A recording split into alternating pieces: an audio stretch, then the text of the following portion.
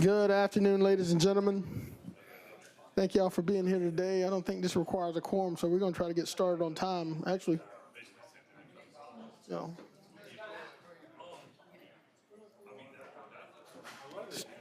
2:04.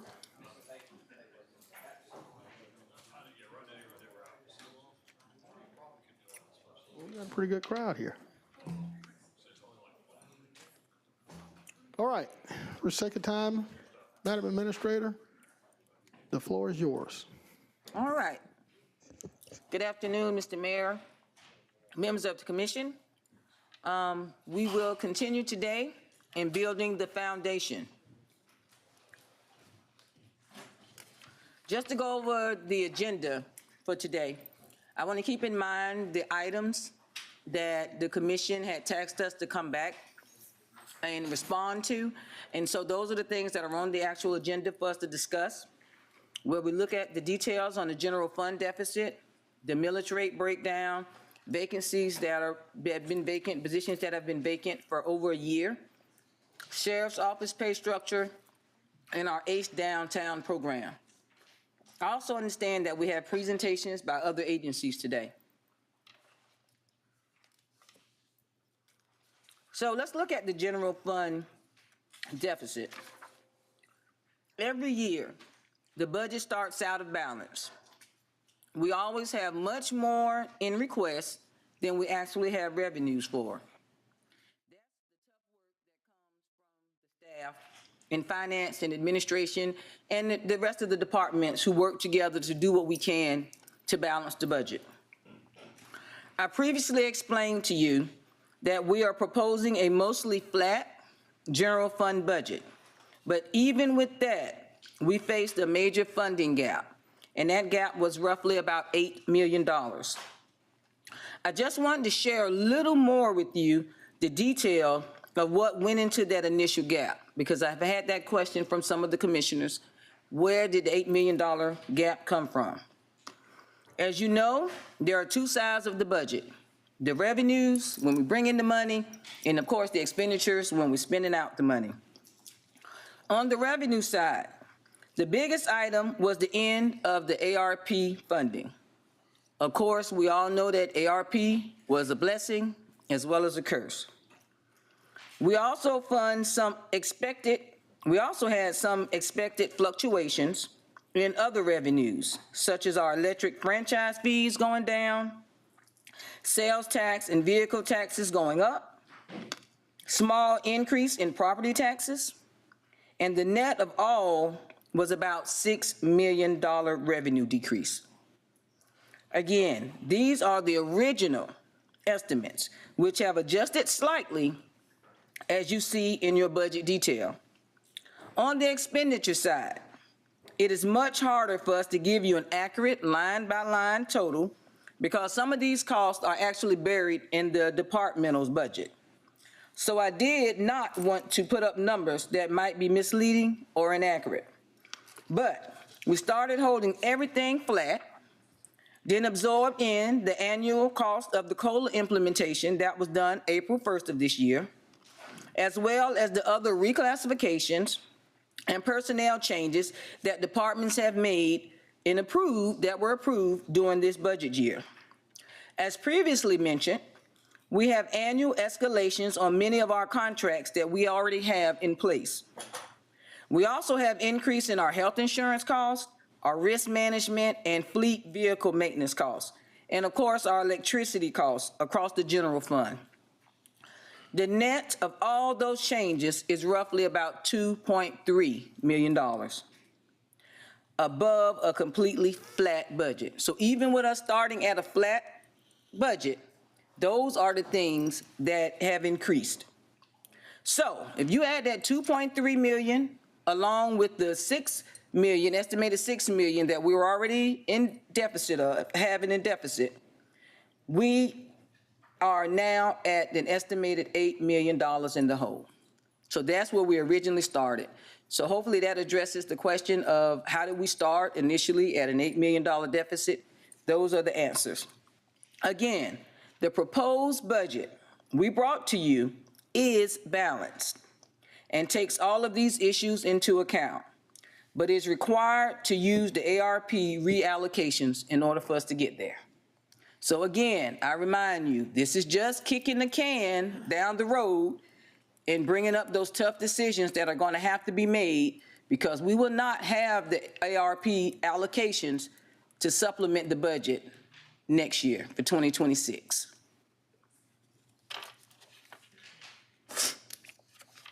Now, another question that came up were provide a breakdown of the millage rate by area. As you can see, of the 6.468 mills designated for county maintenance and operations, 74% of that goes to law enforcement, while only 26% goes to your general fund. And we've talked about the operations that are covered under your general fund. So when we consistently say, let's reduce general fund, keep in mind your operations and your departments that fall under there do not really make up a large factor of the funds that are being provided and the taxes that are coming in. The other request was the vacancies. These are, keep in mind, vacancies that have been vacant for over 1 year. This is not inclusive of all current vacancies, just the ones that have been out for over 1 year. And I think this was a request from Commissioner Pulliam. The table on the left shows the positions that are funded, again, by your general fund. The table on the right shows positions funded by other funds, whether it be enterprise funds, special revenue funds, other general funds by elected or constitutional officers. Those are the ones that you actually see on the right. As you can see, the vast majority of those positions fall in those other funds. So out of the over 200 and something vacant positions that have been vacant for a year or more, most of those, roughly around 210 of them, fall in those other areas.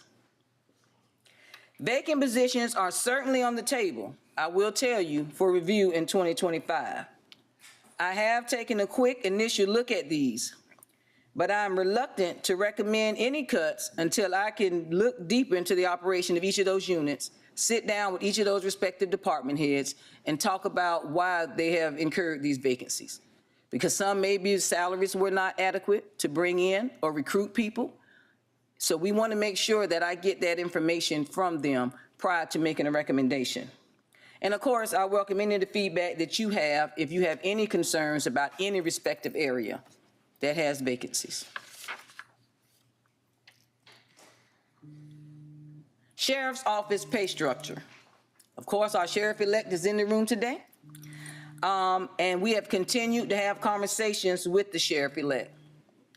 He has been working with us, and when I tell you he has been working with us, he and his team have been very diligent in working with us. And they have brought a revised proposal for roughly $3 million. It originally started at $5.3 million. Am I correct, Sheriff-elect? Yes, should have been 10, yes. Oh, all right. Now we know. Which does include fringe benefits. So his new recommendation is $3 million, which includes fringe benefits. That includes him not funding 51 positions in 2025. He is proposing to implement a step-based pay plan based on rank and length of service. After our very initial review, I'll be honest with you, members of the commission, mayor, I think it's a very solid plan and has clearly been very thought through, invested, researched, everything, the due diligence has been done. As mentioned though, I still want to get that HR analyst on board. And I've shared that with the sheriff-elect and his team to review it carefully so that we can understand the impacts on our existing employees. But I do believe it's probably one of the best starts that we can have. That said, with our current revenue that I just talked to you about, we still don't even have $3 million. There again, I remind you, the tough conversations. Because we have an agency who has brought a very thorough plan that has been very thought through. But we do not have the $3 million to do that. There is no new money in the general fund. Mr. Mayor, members of the commission, that is just the simple truth. In addition, as your administrator, I feel I need to caution you that once we give money to the sheriff's office, or any constitutional officer for that matter, it is truly in their discretion to spend those funds how they see fit. So I don't want to haphazardly sit here and tell y'all that I recommend you give $5 million or $6 million to any organization. I'm definitely not going to say that as it relates to any respective constitutional officer, because you cannot, once you give those funds, you cannot take it back.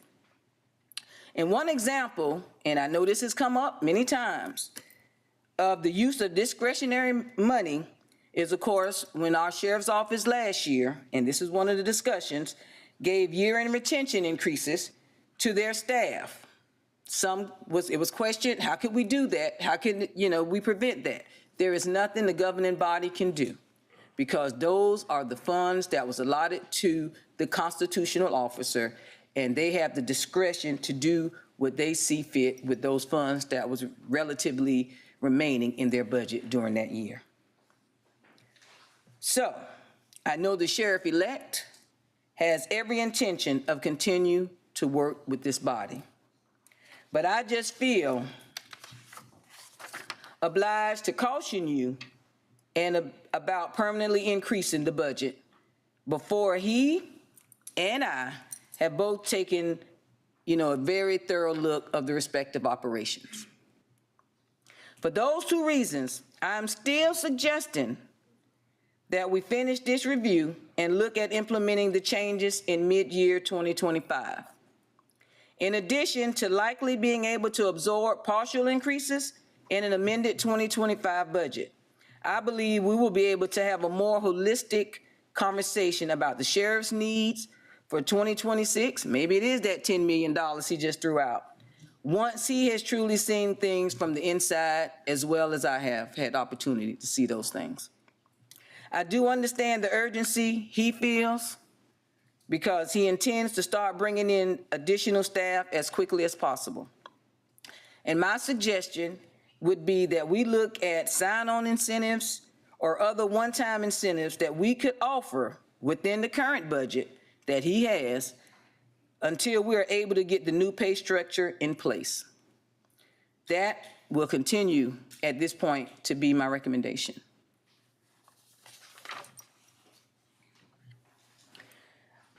ACE program. I think Commissioner Johnson asked about the ACE program. I'll be honest, until I spoke to Ms. Dallas on yesterday, I think it was, I did not really recognize the major impact that ACE has on our community. I know me and Commissioner Johnson spoke about it, but speaking to her directly and hearing the excitement that she had and expressed as it relates to the program and the great things that they've done, it really opened my eyes about what was going on with ACE. So just to give you a little background, the program was initiated 100% private sector funding in 2021. ARP funds were given to Downtown Development Authority in 2022. Augusta contributed additional $272,500. Now, unfortunately, the private sector had a commitment for 3 years. That commitment is no longer there. And the ARP funds are now, as we all know, going away. So the request is for Augusta to fund program at 100%, which would mean we would have to give additional dollars to that. Now, ACE clearly stands for Augusta City Enterprise. And again, I will tell you, this program has maintenance workers who are placed in target areas on Broad Street and Riverwalk to help maintain a higher standard of cleanliness and maintenance. I also want to, after I've just told you about the history, I want to tell you that this is another example of a hole that's been created by our ARP funds. We were funding it with ARP, but now we've identified another hole that's been caused by that. Secondly, I want to share with you statistics. Now, I am a data-driven person. And when Ms. Dallas said quickly, I will share what we're doing. This program in itself speaks to the maintenance issues that we need to tackle this year internally. We need to figure out what Augusta is going to do about our maintenance program. The reason Augusta Tomorrow and ACE can do this, and businesses and other partners had to step up with this program, is because the city was falling short. I mean, it's just as simple as that. We have not done those things, and it took somebody else to come to the table to do it. This chart provided by Augusta Tomorrow quickly demonstrates the value of this program. You will hear me constantly say, as I say to departments, show and demonstrate your value. Everybody wants to see the value that their dollars are being utilized for. If I'm a constituent, I want to see what are my dollars being used for and what's the value in having that respective office, department, anybody that's in the City of Augusta operations should be demonstrating their value. This right here clearly shows you ACE has demonstrated their value. They have performed. This is why it's so important. I cannot stress enough for us to be tracking respective data within our organization. So when the question comes, and I think Ms. Dallas was saying to herself, okay, she wants me to tell her what the value of ACE is. Let me show her the value. And by her showing it to me, she's done what ACE is supposed to do. They've demonstrated their value. I am very impressed by this and the other statistical data that they were able to provide so quickly. This is where I want us to go. This is where I want the City of Augusta to go. And having the data to make those data-driven decisions, and again, to communicate our value. So those are the numbers. I do not have an easy funding solution, as I told Ms. Dallas, but I understand the necessity of this program. I do. And I stand committed to working with her and that agency, as I expressed to her, to sustain this project through 2025. I know we've allocated the 270 or so thousand. That will take her through 6 months, estimated. But I am standing committed to actually working with them because they have proven their respective value and getting the remaining funds to keep it through 2025.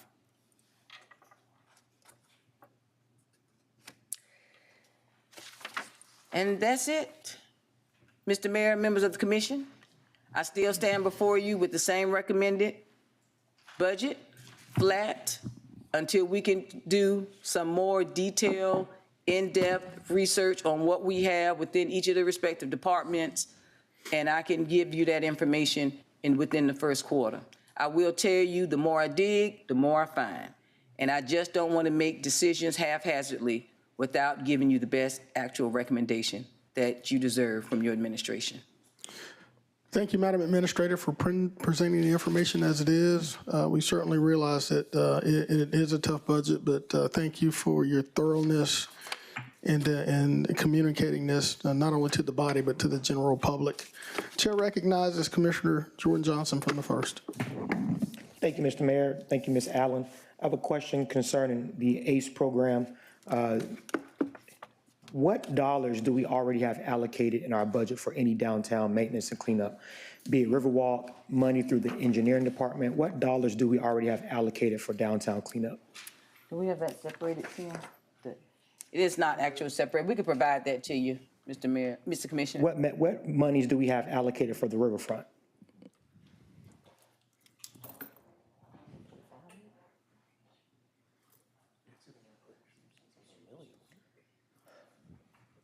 Okay, we'll get that to you. Thank you. All right. All right, and then my final question for now is, as far as the ARP money goes, it's my understanding that we have to have our dollars obligated by 24 and spent by 26. Is that correct? That's correct. Have we already expended those funds? You know, are we at the point of completely exhausting those ARP funds? Because I know there were dollars that we had obligated. There were dollars that we did not obligate, but there were also dollars that we obligate but did not spend. That's correct. So those dollars have been allocated. However, some of those dollars are being actually recaptured in order to balance this budget. And is that where the last presentation you showed where we were talking about pulling from the Black program and other places like That's that? correct, in the utilities. But I believe there was still another line item, if I'm not mistaken, where we had money that we allocated, but we didn't spend it. And that's not the unobligated total. That was the total that was obligated, but that hasn't been spent yet. That's not the unspent line item. What I'm saying is there was dollars that we allocated. So say we said $1 million goes to this place or that place. I think you're referring to the, what, 600 and something thousand? That was not, I think it was a little bit more than that. We've estimated what we will have left over by the end of the year, and that's what we're using to balance the 25 budget. Is that the unobligated? No, that's, Can you come to the microphone, please?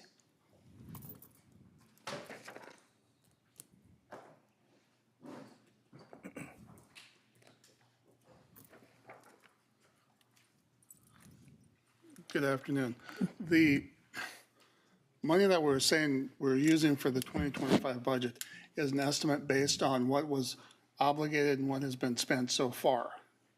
So at the end of 2024, we're estimating there'll be $6 million unspent, not taking away from any programs that are already ongoing, that are working their way towards completion.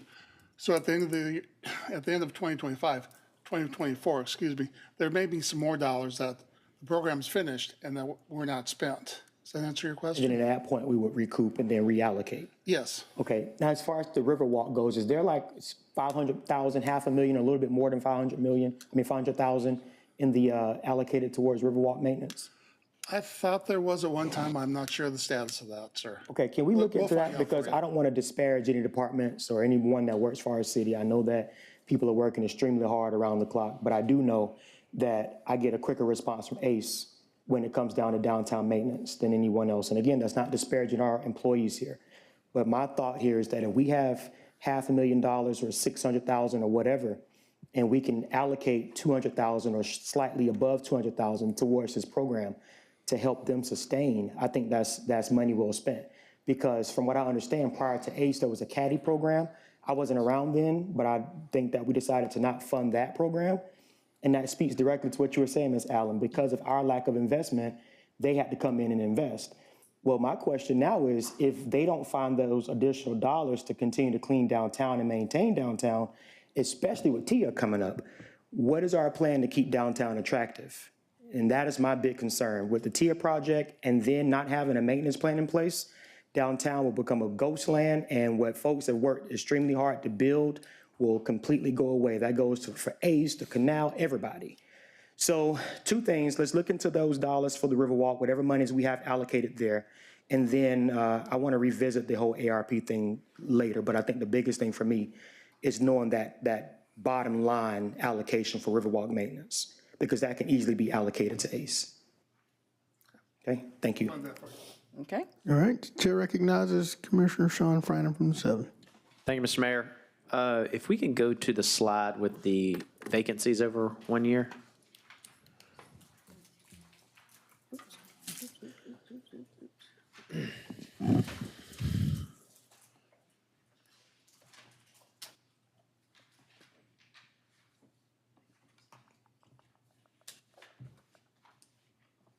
Thank you. My question is, like the law department, they've had openings for years, but are they supplementing that 235 on the screen for the services of other contractors and things? Saying, is Parks and Rec outsourcing jobs to a staffing company?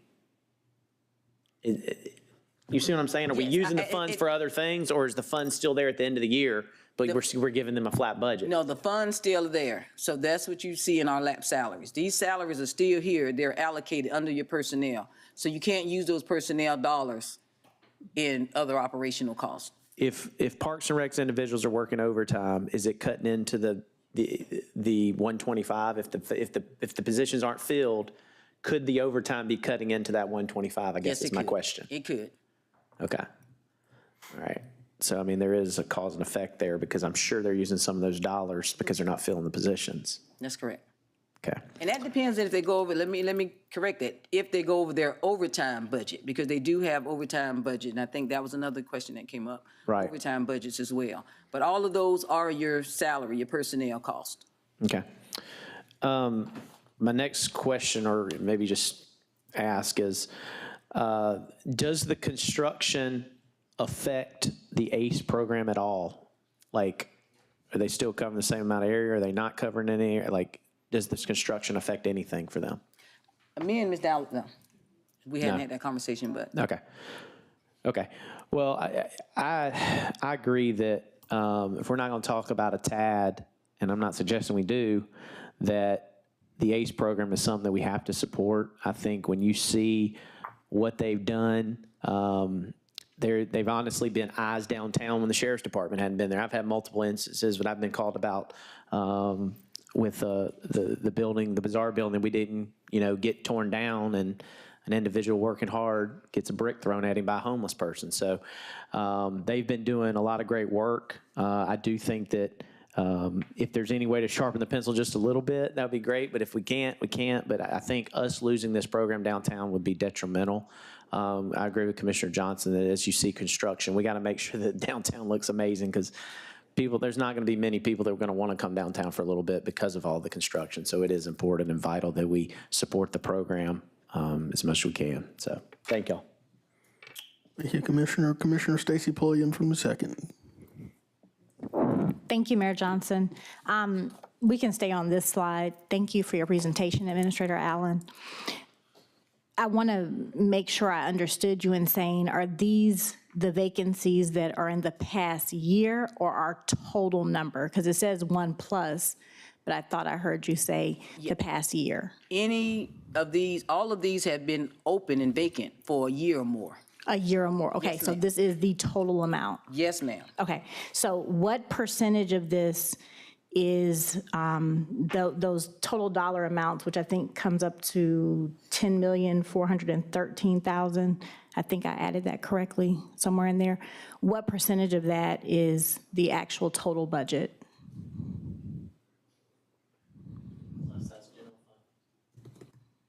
So, and let me make sure, this is not all vacant positions, just the ones that's been vacant for a year or more.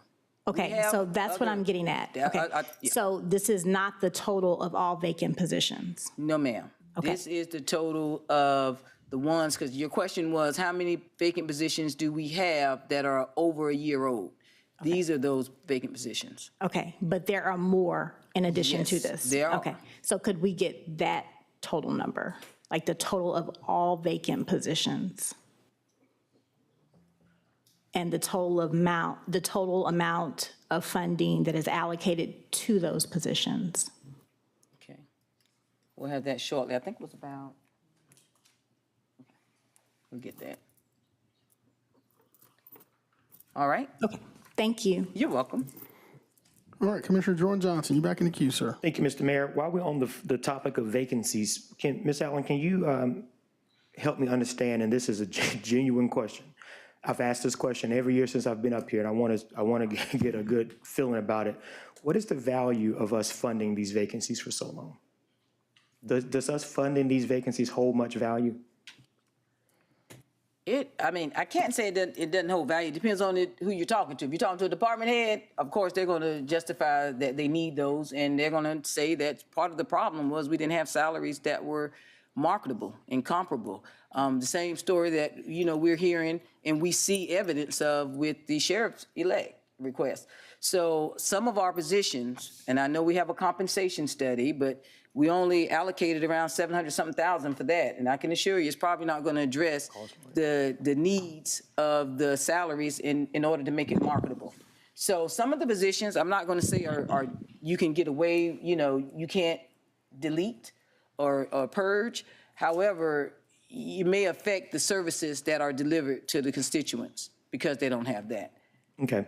Will the 1% budget cuts from last year apply to this budget? Being that I think this is the same budget from last year or something similar, will they still apply? whoever did not receive their 1% will still be at that 2024 point of what their budget is allocated. So if yours was reinstated, the departments was reinstated, it is captured in here as reinstated. Okay, but if I didn't come back and get it, then it is going to be reflected here? That's Okay, all right, correct. but they can still come back and recoup it? Yes. Okay, all right. And then two more questions. You mentioned that we have some contractually mandated escalations. Can you explain to us what contracts we are getting ready to see escalations with? You have, for one, is the train contract. That was something that we contractually obligated ourselves to for maintenance. That's 700-something thousand each year. And if you don't pay that, regardless if we see any respective savings, energy savings, or anything in that program, if you do not pay that $758,000, you will violate the terms of that contract. Goodness. So those are the contractual obligations that we have to consider. Those are the things that when we agree to these contracts and they have these escalating maintenance costs, we have to make sure those are included because you have a legally binding agreement. And that's just the first phase of the program, right? Yes, That's sir. not what we discussed earlier this year. And then okay, we won't go down that road today. All right. And then is that the only contract that we can think of right now that That's we're thinking probably of? one of the largest. There are a number of agreements that are in various departments, but contractually, we have to meet those obligations. And in most departments, budget for those increases because those are going to be respective increases. In the information technology budget, we have various agreements for software application, things of that nature, but it's all budgeted for. Okay, and then finally, you mentioned that we're going to have some tough conversations real soon. Number one, how soon? And number two, what are those? What are those conversations looking like? What are they manifested into so far? We're going to have to look at the street lights. We're going to have to look at our maintenance program. Again, we need to be able to demonstrate our value. I think, as you were stating earlier, Commissioner Johnson, we have great people that have been doing great things, but sometimes, unfortunately, the instability of making and putting things out there as far as expectations, it falls a little bit when you don't have that stability. So we need to start saying these are our expectations and holding people accountable to doing it. We should not have to have other outside agencies coming in and doing some of the jobs that we should be doing. So those tough decisions and tough discussions are going to have to be had. We cannot continue to kick things down the road because we don't have the ARPA funds to take care of those things. So those are some of the items that we're going to have to really make some decision on. The fees that we respectively charge, the fees that we don't charge. And I'm not at any time saying I ask for a millage increase or I recommend a millage increase because I don't blame the citizens. Show me what value I'm getting before you even talk about a millage increase. And that's our job. That's what we're going to do. That's the tough conversations that I'm going to be proposing to you so that when you make those decisions, that the citizens feel like they're seeing some bang for their buck. Thank you, Ms. Allen. You're welcome. Commissioner Catherine Unite from the 3rd. Thank you, Mr. Mayor. Speaking of bang for the buck, most of the citizens and I'm going to point on this, first of all, I'm looking at this vacancy and I see a number that pops out more so than any of these others, and it's Sheriff's Department. Most of the calls I get lately with the Helene and throughout my district and others is about safety. And, with the citizens of Augusta, they want and they plead for safety on our streets, the neighborhoods, their families. And, I see that the sheriff's office came with a $5 million ask, but isn't there a way to compromise and meet in the middle with half? I know we've got others that we got to take care of as well, but we got a new sheriff-elect coming in, and somehow or another, we got to find a way to get him in there where he can have staff and new deputies. Come on, nobody wants to come and be a deputy in Richmond County with this kind of pay, and it shows right here the number of vacancies. So I'm going to continue somehow or another to push that we exhaust ourselves to find that $3 million. And I'll work too, changing the subject over with ACE downtown. I will say that Miss Dallas does a terrific, amazing job, and I support her ask. But, as far as it goes with public safety, that is first and foremost in this town. And, I'm going to push for it. I feel like that there's a way we can find this $3 million somewhere. We're just going to have to exhaust ourselves a little bit to find it and work through moving we just got to move the dollars around here and to get it to work. So I'm hoping that we can work through this together and see what we can do. Okay.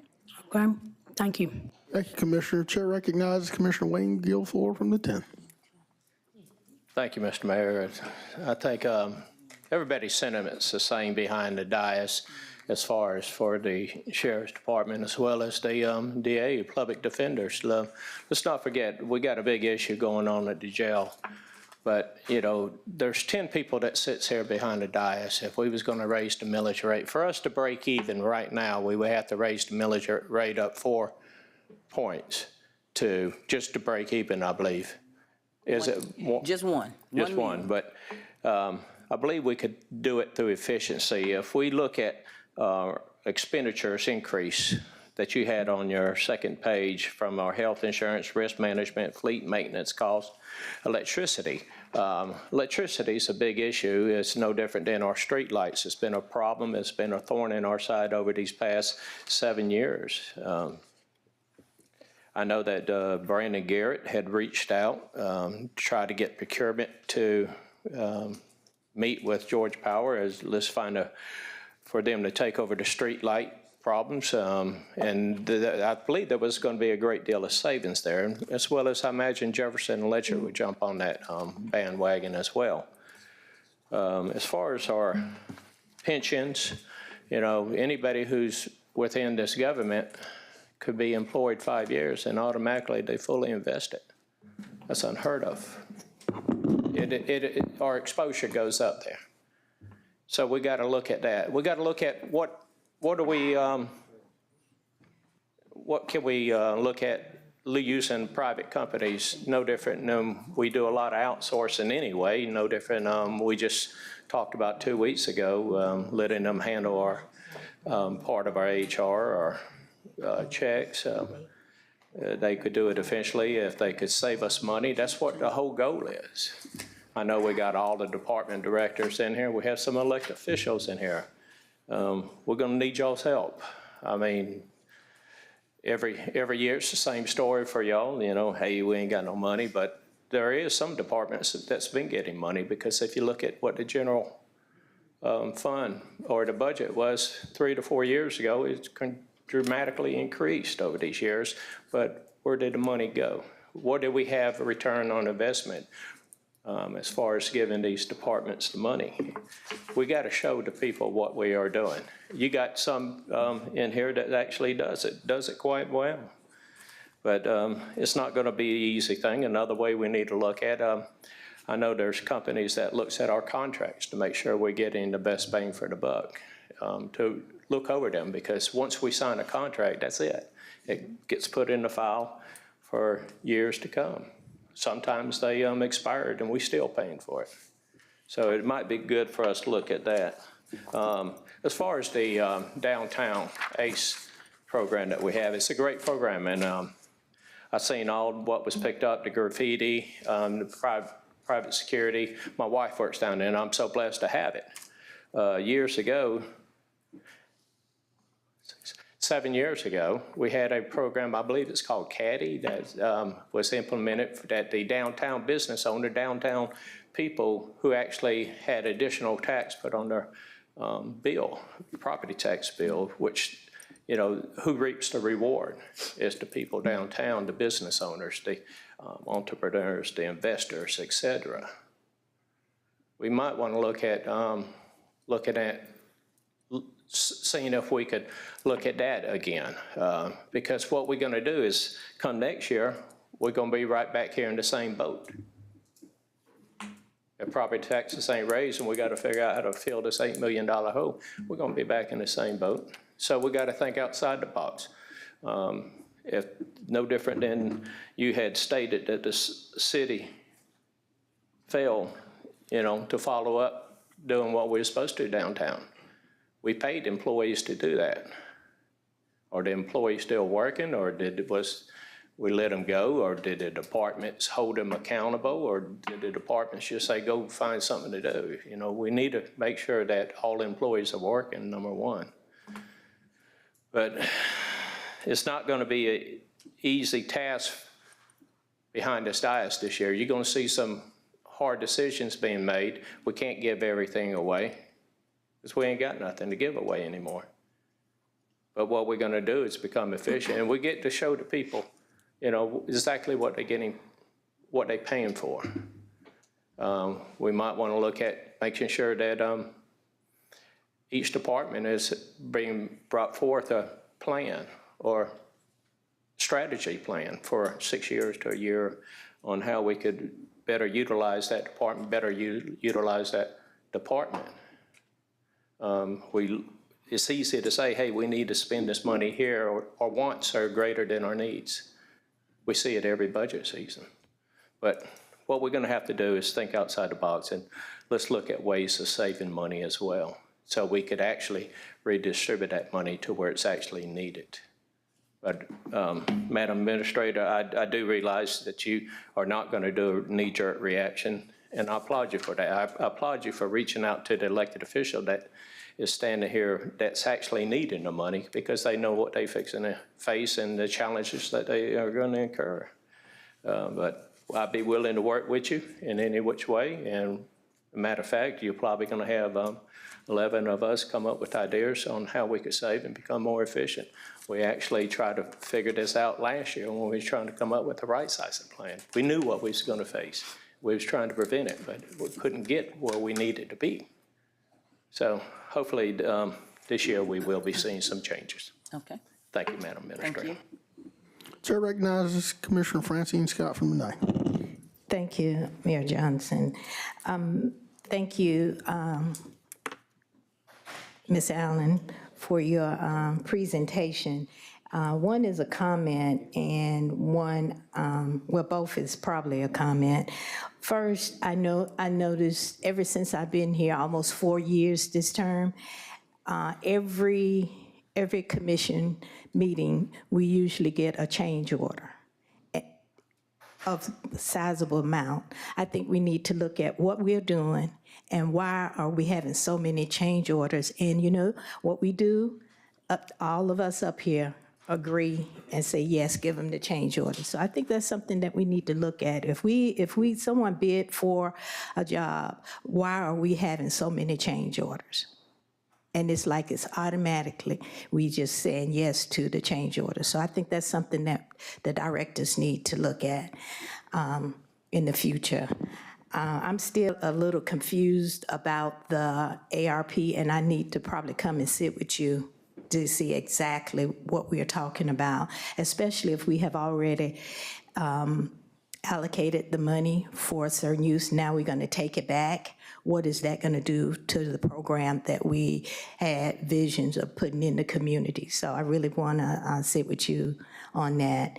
And I think everybody know I came from criminal justice, from the Department of Corrections. I retired from there. And I do support the sheriff, the DA, and the public defenders.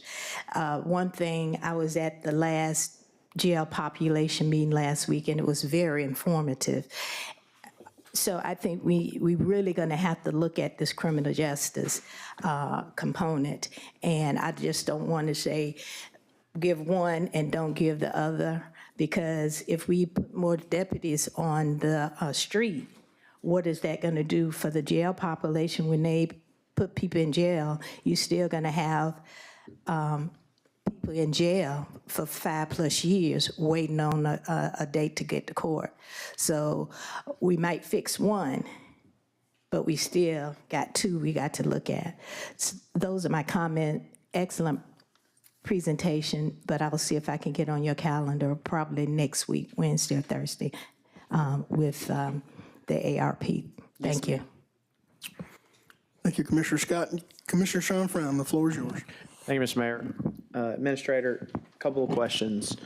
Number one, based on the $8 million hole, let's just call it 8, Do you anticipate, we have a flat budget right now, but there's things that are not funded, that have been funded in the past. There's requests that commissioners might have that are not funded currently. Do you envision making changes to things before we approve the budget? I just saw we're approving on the 19th, is that? Yeah, the 19th, do you envision that happening? Based on the conversation today, maybe not. I would love for it to be, because what a budget, of course, as you all know, it's a fluid document. Anytime, you're going to make respective changes.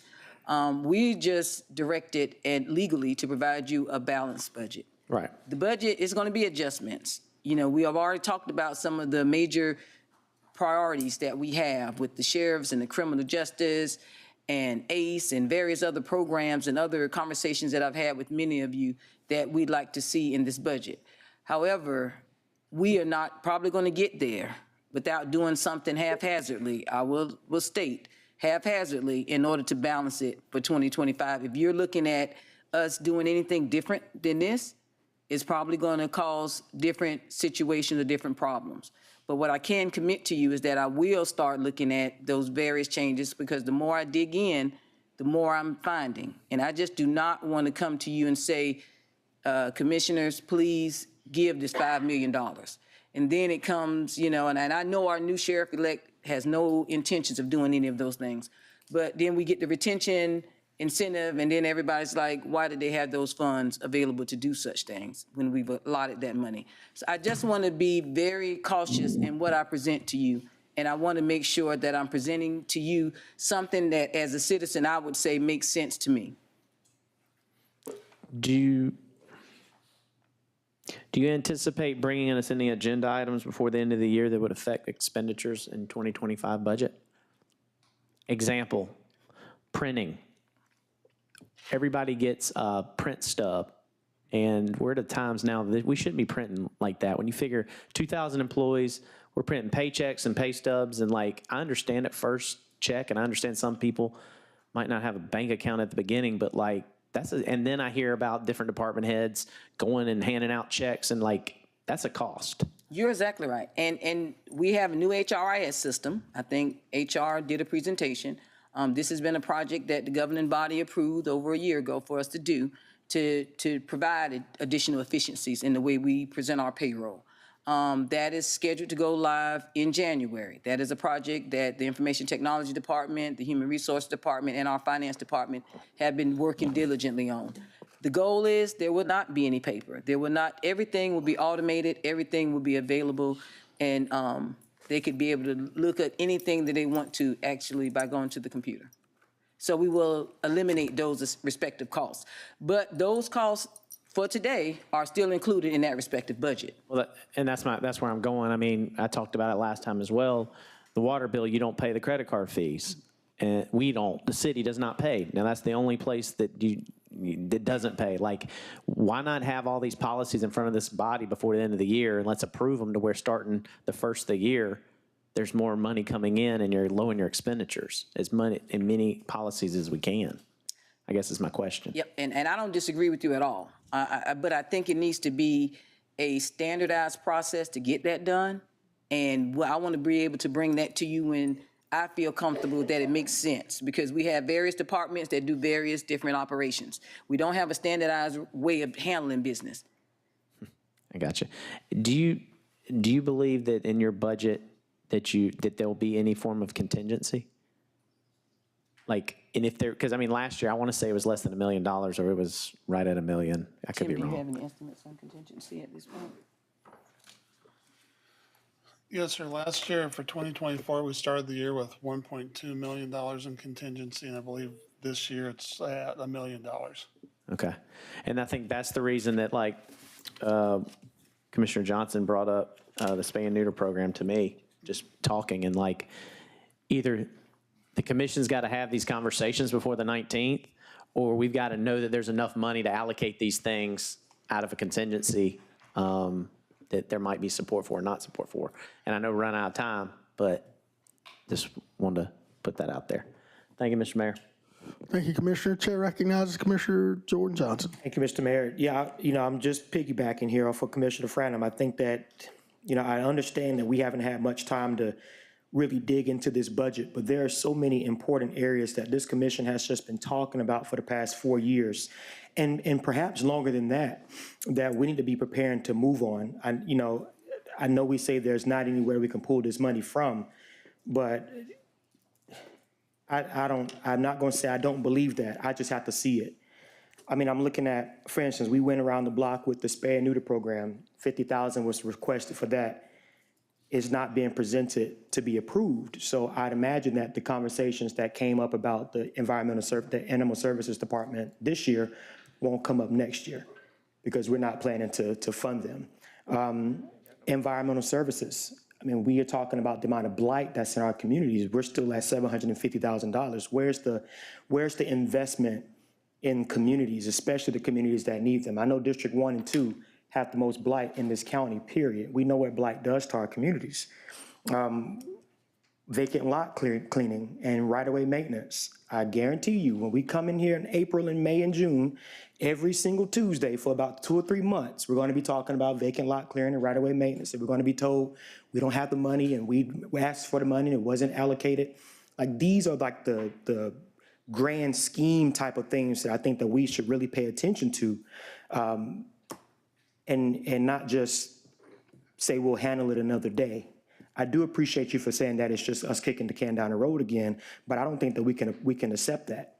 I just don't think so. I know the budget does not have to be passed by the deadline that we're asking. We need to take our time and really dig into this budget and see where we can recoup some funds. I know that 26 is going to be a tight year. No, there's going to be some cuts that need to be made. There's going to be some, like you said, tough decisions. But between now and whenever we decide to pass this budget at the end of this year, preferably, we need to do a deep dive and see how can we, approve some of these asks that are coming up. I don't think that they're wants, they're needs. Criminal justice is a need. Blight demolition is a need. Vacant lot maintenance and sheriff's office funding are needs. Those aren't wants. So that's that. Secondly, and I'm going to turn the mic off. I know we mentioned the last budget session that we were going to take $500,000 from our housing and put it towards supplementing the general fund. I want to make sure that, I just want to kind of get an update where we are with that. I was completely opposed to it, and I know I'm only one commissioner, but I want to see where are we with that. You're talking about the money that was allocated to the Land Bank Authority? Yes. Yes, I have been in discussion with Mr. Johnson, and we're working through that. Okay, all right. That's all. Thank you, Ms. Allen. And let me say this. I agree with everything you said.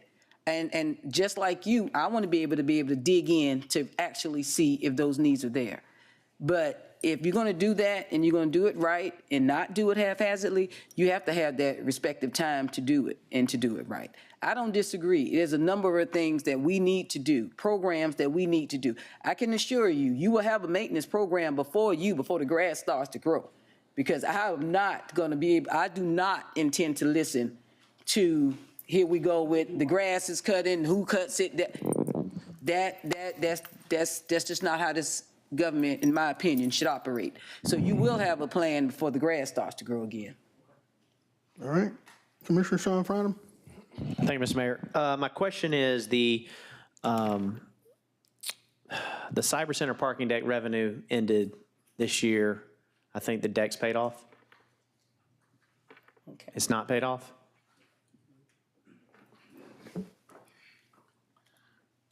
We'll be paying the deck off this year. In terms of the contract, we will get revenue for 2 additional years. Okay, but the allocation of the hotel motel tax that went towards the deck, where are y'all thinking that money would go to in this year's budget? Because it's The hotel motel tax did not fund the deck. That went to, part of it. it went to fund part of the Brown Street parking deck, not the cyber decks. The revenue from we expenditured something towards the revenue towards that deck, and it was ending this year. It was the $125,000 from the mixed drink tax. Okay. My question is, where is that going? That went back into the general fund. But isn't it supposed to go? But is it allocated, I guess? Yes. Okay. Because it would make sense if it was going towards something like ACE program or, again, I just knew there's $125,000 that was coming on the books this year, and I just want to throw it out there. So, thank you.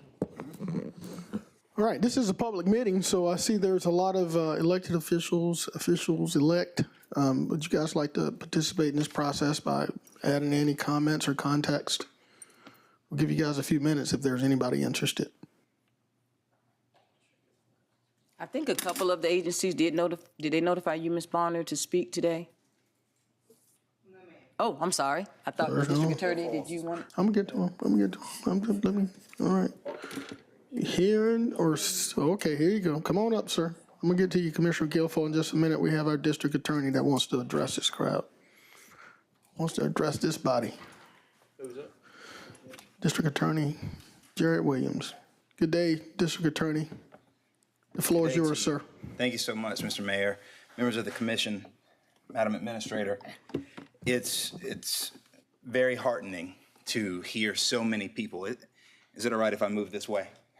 I think for the record, for the people that are watching online, you got to stay near the mic. I hate to have something between us, Mr. Mayor, but it's heartening to hear us speak about public safety in this way because it's truly at a critical point. Our community needs us. Our community needs this body to act, particularly because when I'm in court on Fridays, we're having bond hearings and we're talking about whether someone should be released from jail. And the factors that the judges must consider is this person a risk to the safety of people or property in the community? And every day we have risk to that safety by way of not having proper investment in the offices that are our hugest criminal justice stakeholders. And I know I'm only here on behalf of the district attorney's office, but we are all in this together. We need officers in the street in order to build safety. We also can't fill up a jail and not have prosecutors and public defenders who are able to use our skills to get those cases done. And we're at a point right now where I've not come and asked for anything for myself. I've not come and asked for very much throughout my tenure. This is the time where we have to invest because public safety cannot wait. And from a lawyer standpoint, from someone who runs the largest law firm in this community, we have cycles of when we can make hires, and waiting until mid-year of next year, I will miss out on an opportunity to hire good attorneys who can help us deal with the cases in the jail and make sure that any arrest that is made turns into a conviction. And you know, the term bang for the buck resonated with me because every day we're hearing bangs, we're hearing gunshots, and the only way that we're going to address that is through robust investment in the criminal justice space, and in particular in public safety. I'm asking that you please consider the proposal. If there's anything that we can do to define for you what those needs are and why we've made the ask that we do, not only for personnel retention, but in recruitment and in the space of law enforcement tools and space, I'd love to have that conversation, and we are available to you. Thank you so much for what you do to commit to this community. Our community needs us now more than ever, and I need your help. We need your help if we are going to make this the type of safe community where businesses want to come and build their footprint here, where people want to come and spend their dollars downtown. We are all in this together. Thank you. God bless you. Thank you, District Attorney. You may want to stay there. I see Jordan Johnson, Commissioner Johnson in the queue. Commissioner Johnson. Thank you, sir. Mr. DA Williams, what is your starting salary for just someone entering your office? Say you have a position, a critical position you're trying to fill. What is your starting salary, and then what is like a competing salary that you're looking to try to pay people?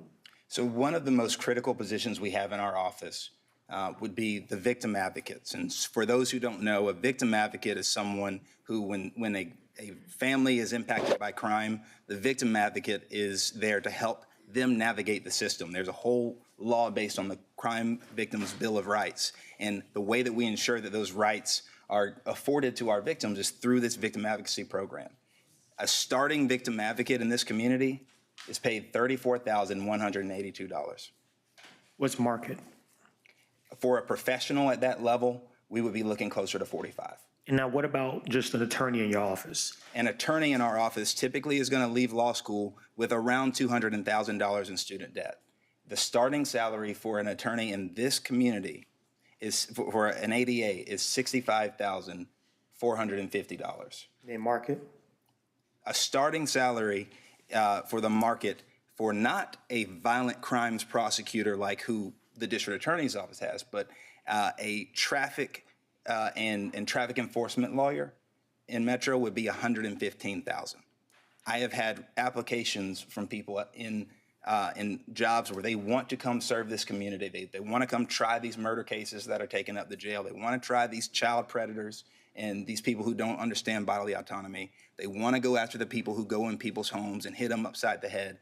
And they can't afford to come work in this community because they can make so much more, not just in Metro, but in Macon, in Columbus, in Douglas County, in Henry County. This is the time for us to say we are going to make sure that the little girl who has no safe place in her own home gets the best lawyer possible, that the family that is dealing with the fallout of losing a teenager to gun violence has the best lawyer possible. That's what's at stake. Thank you, DA. Thank you, Mr. Mayor. Thank you, Commissioner. Commissioner Johnson. Commissioner Guilfoyle, you were in the queue. Are you out? Yeah, I was just going to ask the administrator about. Come back. Turn your mic on, please. Thank you so much. Thank you. Thank you, Mr. Jerry. Madam Administrator, can you, over these past 3 years, can you look at each department and see if anybody had increased their budget, number one, as far as increase in employees, anything over 5 to 7%, and find out if it was, was it worth it, and can we see results? It's going to be, if we're going to be crunching, we're going to have to look at all the departments, people that had increases in budget. Number one, why? What was the program that they sold the commission on? And find out if it was implemented and was it good? Yes, we could do that. Thank you. Another thing is, as far as streetlights, it was brought up many years ago, ways of saving money. We got all these rec department parks. We lights stay on 24 all night long. Hyde Park. We still got street lights on there. Why? There ain't nobody live there. That's all the houses except for a little handful has been tore down, but we still paying for street lights. You know, it's going to take the help of departments. It's going to take, you know, hey, why don't we do this? Including if we could figure out ways to come up with some kind of incentive program, especially for the departments. I think this might be great. I had brought it up many years ago, is if any department could save the budget by 10%, you know, share it amongst the employees. I used the word bonus, and that was the wrong thing. I think I was supposed to use the word incentive. So, you know, that way the employees could feel like they're part of helping out this issue as well. Thank you. All right. Any other comments from the general public?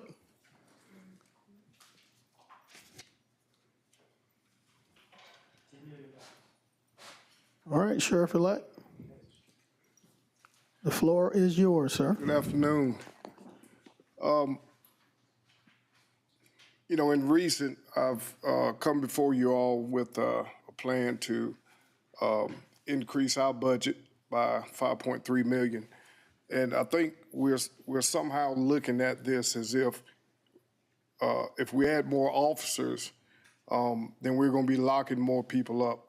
The plan is to have more officers so that people won't commit as many crimes as they've been committing. So we won't have as many fatalities on our streets. So we won't have 40 murders before November like we have this year. I think all of last year we had 38 murders, and before the start of November, we were already at 40 this year.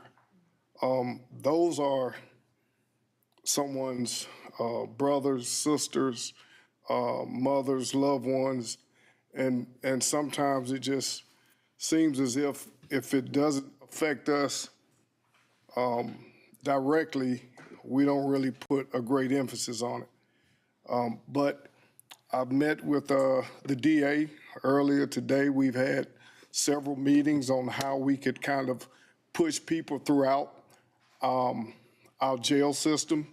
And so we're working behind the scenes to come up with ways that, we could both benefit from, just getting together, having these meetings to make sure we're doing the most that we can. But it's apparent that when it comes to our judicial system here in this county, we do not place an emphasis on the people who actually, go out there and get it done, whether it's the indigent defense, whether it's the DA's office, or it's the sheriff's office. And we have to place a premium on getting that done because I think safety drives our economy. I met with a group of ladies about a month ago who said, we go downtown and we have to leave before the sun go down because we don't feel safe. So if they felt safe downtown, then they're more apt to stay, spend a little more money. So everything goes back to community safety. So we're here. I stand with the DA, Ramon Bowick, in his absence. I think, we all are trying to do what the citizens desire here in Richmond County, and that's provide a safer Augusta. In providing a safer Augusta, then we could create the revenue from, them spending more time downtown and investing in our city. So I think everything will kind of take care of itself. But we have to, put a premium on our law enforcement here in Augusta. Thank you. Thank you, Sheriff-elect. Appreciate you, sir. I don't see anybody in the queue for questions. Well, I do see our Solicitor General.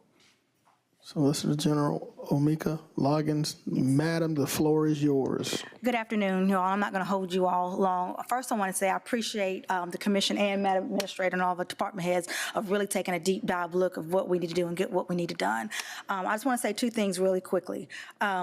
I look forward to sitting down and talking with each of y'all. Y'all have been very gracious of the ask the solicitor's office. I'll be more than happy to sit down to tell you everything that you've done for us, what that meant for the community, the investment that you've gotten back. For instance, our victim advocates positions that we've gotten. Now that we have a full-blown domestic violence court in our domestic cases, we can put them on a track to where when the cases first come in, starting with the sheriff's office, they will be on a calendar, meaning on a court, and resolved within 90 days. Okay. We couldn't do that without the, like DA Williams said, the work of the victim advocate, which is a key piece to getting that case moved. I can go on and on, but this is not the time or place, but I just want to tell you that there are impact that what you all are doing that will help the greater good of the community. The other thing I want to say is, yes, salaries are important. I cannot have attorneys in my office if they don't have the salary that is competitive and get them here. But we also need to think creatively and outside the box, like Commissioner Gifford said. There are other things that can also incentivize people not only to come to Augusta, but to stay to Augusta. Remember, it's a two-part. We got to get them and we got to retain them, and not just for community and criminal justice, but for all of the departments and all of our departments that we have. And one of the things that I would ask that we take a deep dive to look into is what other incentives can we have? I give an example. In my office, as I try to give incentives for people for doing extra work and covering for their teammates when they're out, I have gift cards. But guess what? They don't want the gift cards. You know what they value more than the gift cards? A free day off. Okay, and you're thinking, oh, you give them a free day off? No, because they've worked for that and say, okay, I only accrue certain vacation and certain incentives at a certain time, and that free day off where they can go take care of their personal business, doctor's appointments and everything, they value that, okay? That doesn't tap directly into your dollars. I don't have to come and ask you for more money. That's something I can do internally within our department that my people value, and that helps them to say, okay, this is a good place to work. So things of that nature. We had this conversation in our meeting with the jail population meeting. This is one of the things that come up, and I think all the commissioners and all the bodies, Madam Administrator, needs to hear this. Someone once mentioned that, hey, giving the county employees, the attorneys or whatever, a break or free gym membership or something. Something that small, you'd be surprised of how that will change their, outlook and other things. And yes, they still want the money. So please, I'm not saying do not give them money. Let me make it go on record. They need the money. However, there are other things that can incentivize people to make them want to stay in this community and continue to work for this community. We talked about the rate that we accrue vacations. You go to other state level departments, they accrue much higher. Federal government, they accrue their vacation time much higher. You look at us, it's a little lagging. Maybe that's something that we can think about. I don't know what impact that would have on the budget, but again, these are things that, possibly that we can look into in other creative ways to provide other incentives for people to stay and work in this community. So thank you. Thank you, Solicitor General. Last call, is there anyone else? All right, no, come on up, sir.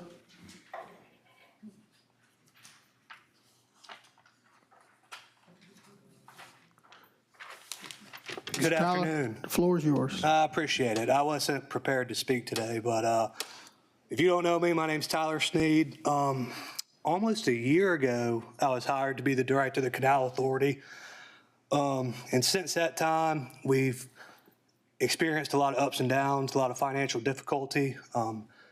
Last year, we requested $300,000 from the city. We received $148,000, and we're getting the same this year.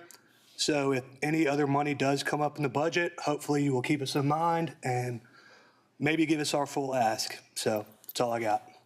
Thank you, Mr. Can I ask Mr. Tyler Sneed? something? Yeah, of course you can. Commissioner Sean Franham? Clean up the canal.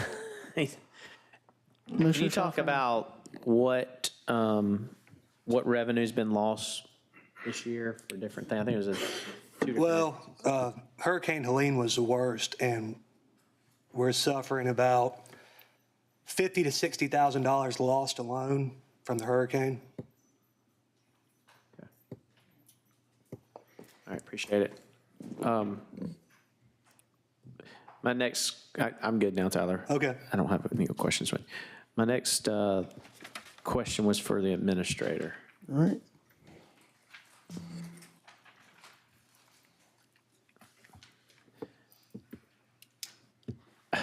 I'm not trying to nitpick the organizations, but in the same respect, we got to find money. My question is like the JBA not being offline, do we have the ability to allocate less money because they don't have the James Brown Arena?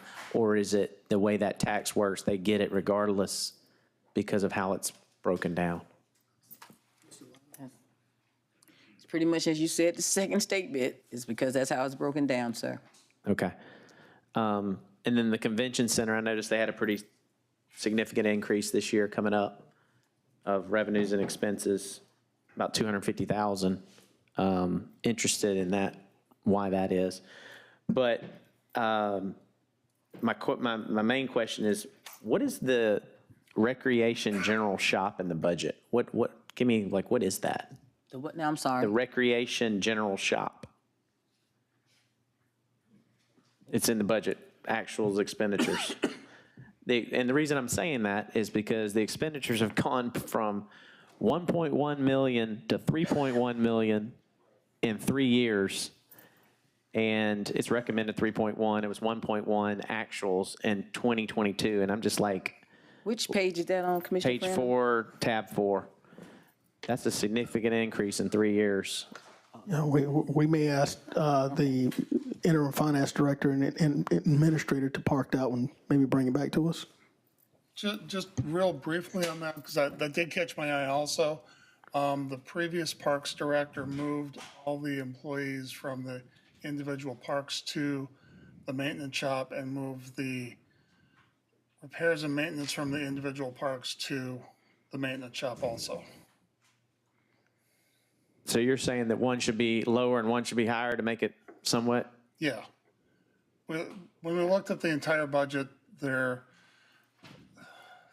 believe the recreation budget was relatively flat overall. If you looked at all the parks and all the programs. Well, the recommendation for next year is about $770,000 increase from recreation administration and recreation general shop, $770,000 increase. So I hear you that it doesn't look like that in this book. if it's recreation administration is what you're talking about, the moved, Yes. it didn't. It's been a significant increase. So I think we have to look at that and see what's going on in recreation because that doesn't jive. And then I think that also like when, and again, I'm just thinking of conversations that I've had in the past, like the land bank, when they were formed, they talked about them being self-sufficient. And I think this is one of those conversations that we need to have if, in the 2026 budget, like, can they be self-sufficient? Because, I mean, I know it's only 150,000, but as we talk about, as we slow chip away, we will find the money. But we're just gonna have tough conversations and conversations with these entities that, a different story's being told than when it started. So, thank you, Mayor. You got it. Colleagues, we spent a lot of time talking about the expense side. I'd like to also have a conversation on the revenue side, taking a look at our landfill, how we're a regional landfill, and that right now I think you're either breaking even or losing money. Where we have other municipalities that use it. Let's talk about and come up with creative ways to create more revenue in categories that we can create more revenue, low-hanging fruit. I'd love to have that conversation. Commissioner Fran, you back in the Yeah.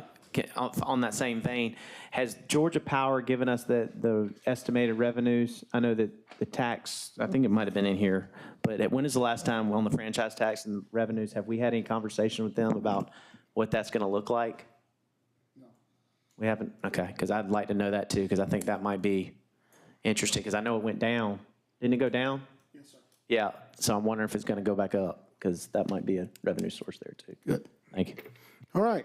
Seeing no other folks in the audience, Madam Administrator, would you like, I'm sorry, Commissioner Jordan Johnson. Thank you, sir. I wanted to propose that the items that the administrator is going to go look at and bring back to us, that she does that for our November 12th meeting, so that we'll have another opportunity to dig into the budget before the proposed adoption. That's on the November 12th commission meeting. Yes, sir. Madam Clerk, can you make sure that gets added as an agenda item? And then can we get a recap, Ms. Allen, on what we should be expecting to come back to us on the 12th? Okay, we're looking at the riverfront and respective unallocated funds. We're looking at ACE program again. We've talked about that. We're looking at the vacant positions, all respective vacant positions to include the ones that are less than 1 year old. We're looking at, of course, the sheriff's office and district attorney's office and public defender's office at this time.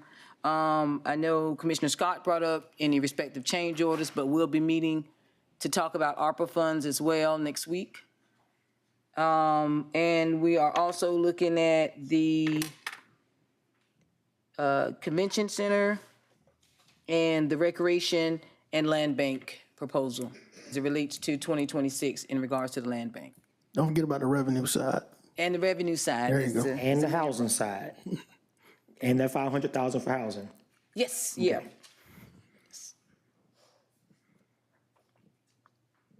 All right. Thank you, Mr. Mayor. Got it, sir. All right. Seeing no further conversations, Madam Administrator, is there anything else you need to add before we adjourn? Just want to bring something to your attention. The last time we talked about this budget, and let me, I cannot reiterate enough how difficult it is to get a grasp on what's been going on in the past few years as it relates to this budget. And looking at where we've come from and where we've gotten to now and the situations that we have.